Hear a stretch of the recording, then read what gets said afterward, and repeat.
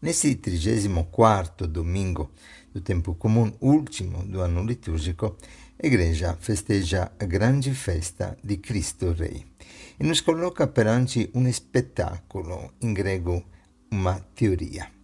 Um espetáculo que é exatamente a revelação do verdadeiro rosto de Deus, um Deus crucificado.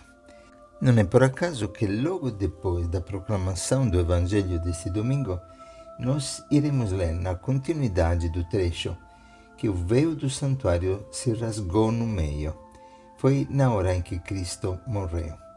Se revela um Deus forte, um Deus presente, um Deus que quebra toda separação com a sua criatura, um Deus que se revela na fragilidade do seu ser humano, capaz de morrer por amor.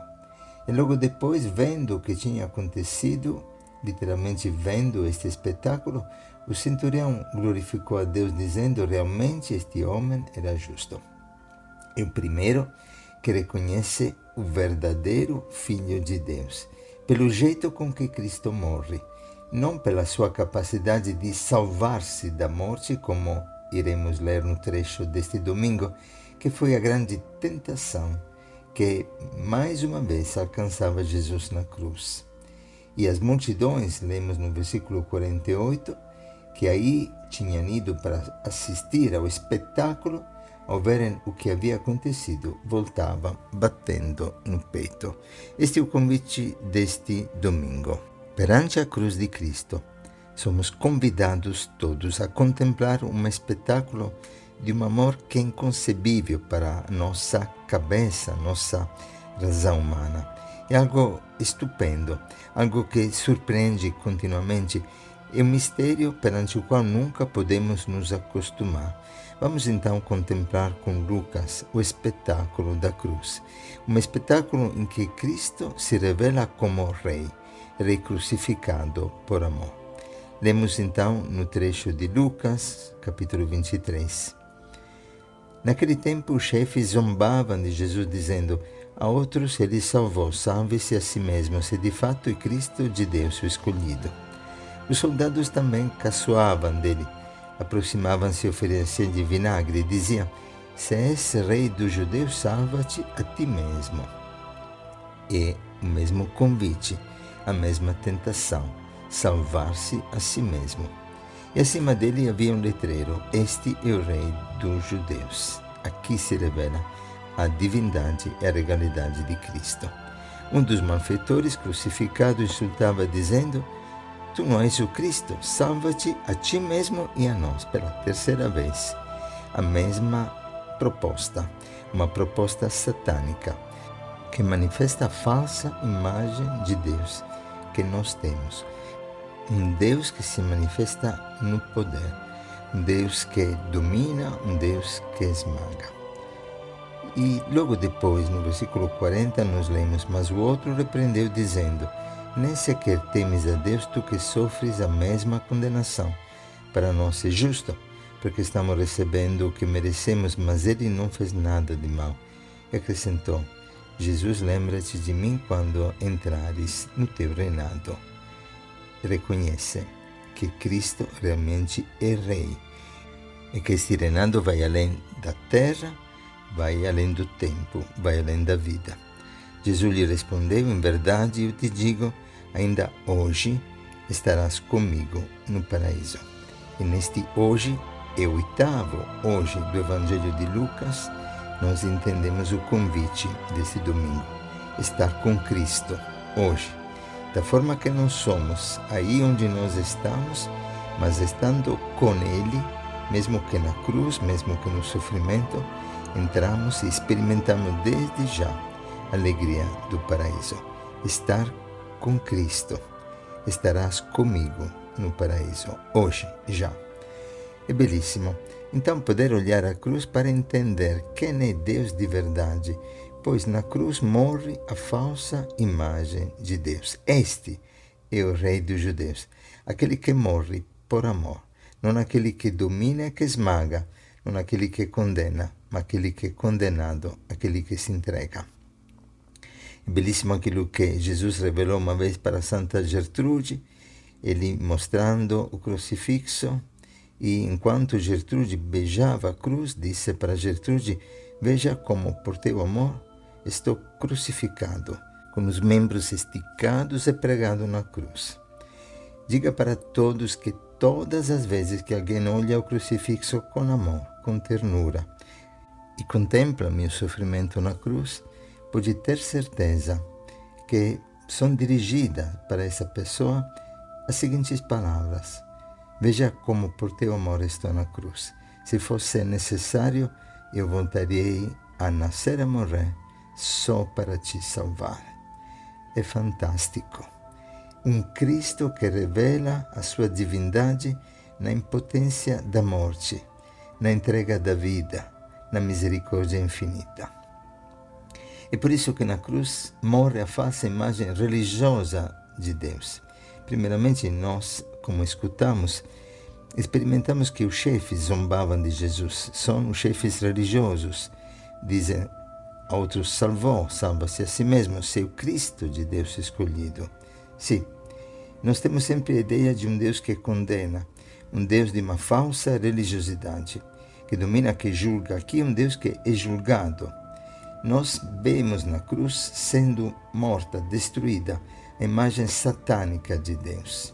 E nasce na cruz o Deus vivo, o Deus que se revela na sua capacidade de amar até a morte, e a morte de cruz.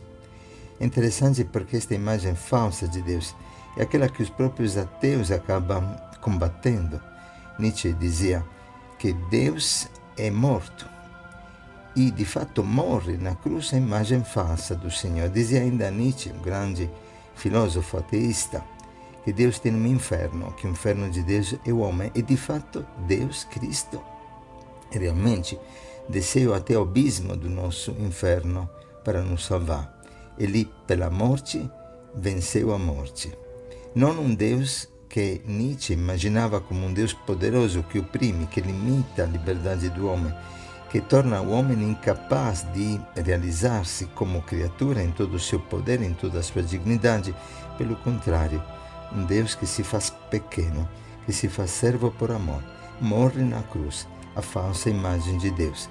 Esta falsa imagem da religiosidade, mas é a mesma imagem que os ateístas combatem. E, finalmente, os soldados que reconhecem e dizem: se és o rei dos judeus, salva-te a ti mesmo. E, de fato, este rei tem uma coroa, tem um trono, que é a cruz, mas é um rei palhaço, um rei impotente. É aqui que vence toda a tentação política da nossa imagem de Deus.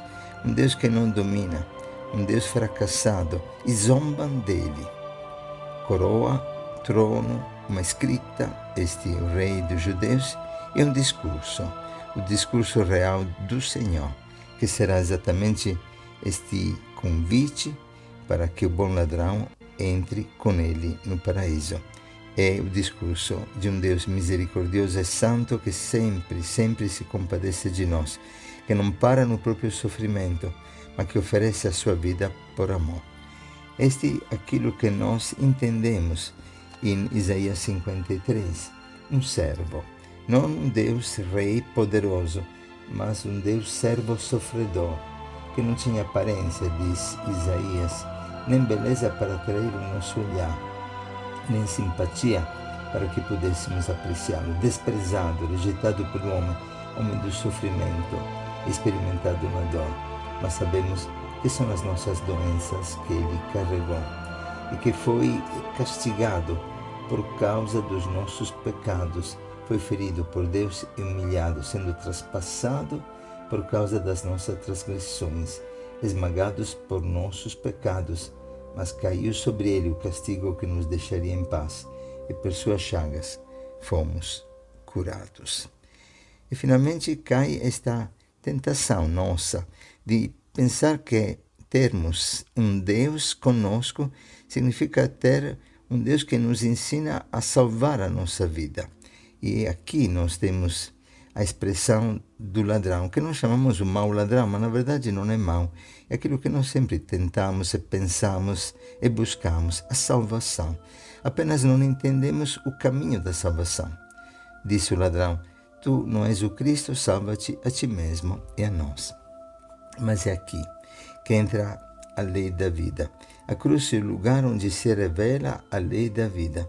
Interessante que quando em João 12 os gregos querem ver Jesus, Jesus responde a Filipe e André, dizendo: se o grão de trigo a cair na terra não morrer, fica sozinho, mas se morrer, dará muito fruto. É fantástica. Esta é a lei.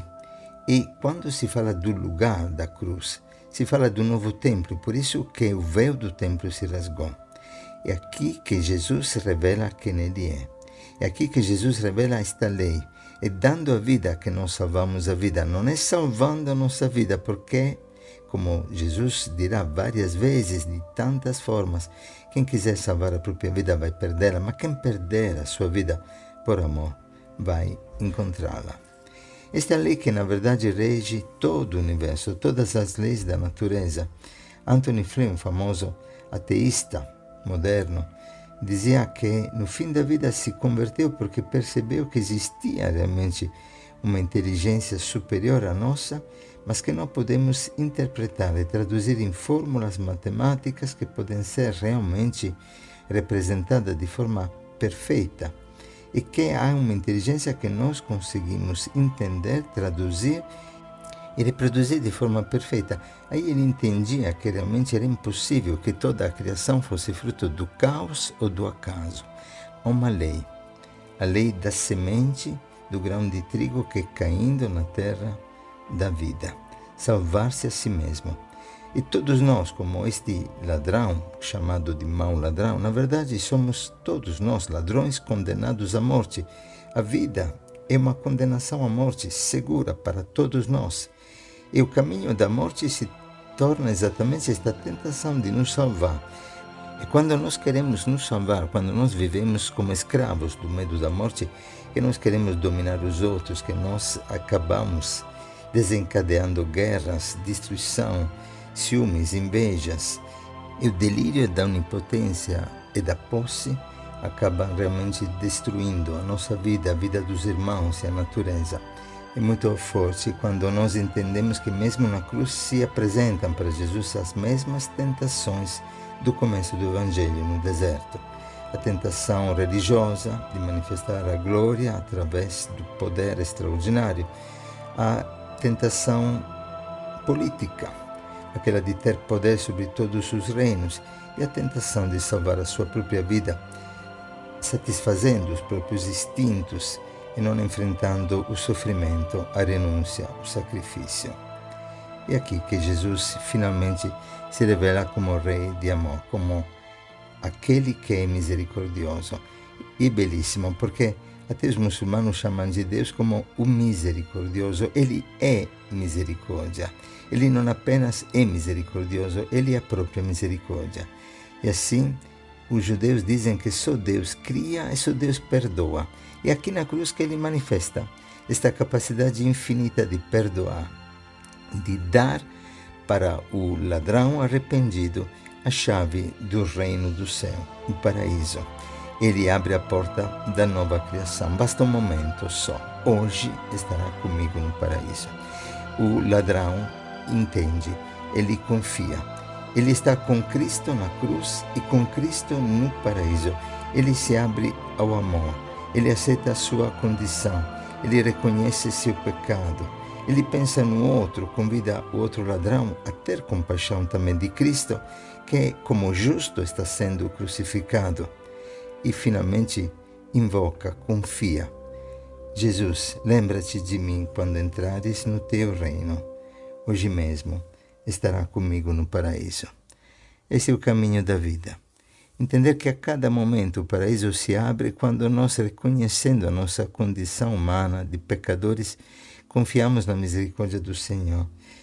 É aqui que cai também toda a teoria do Espiritismo, porque se fosse verdade que o homem precisa de várias reencarnações para purificar-se, quantas reencarnações teria tido que enfrentar este bom ladrão? Mas ele, num só momento de arrependimento sincero, de confiança no Senhor, ele pede de ser lembrado e Ele sempre se lembra de nós. Nós que esquecemos dele. Por isso Paulo nos convida a lembrar-te de Cristo ressuscitado dos mortos. Que nós possamos neste domingo abrir as portas do nosso coração, experimentar o paraíso entre nós, fazer da nossa vida o paraíso pela misericórdia, que podemos viver a imagem do Cristo e fazer reinar no meio de nós o perdão, o amor, a compaixão uns pelos outros. É dando a vida e não querendo salvar a vida que entramos com Cristo no paraíso. Que o Senhor te abençoe e te guarde, te dê um domingo repleto de paz e de alegria. Um bom domingo na misericórdia do Senhor para todos.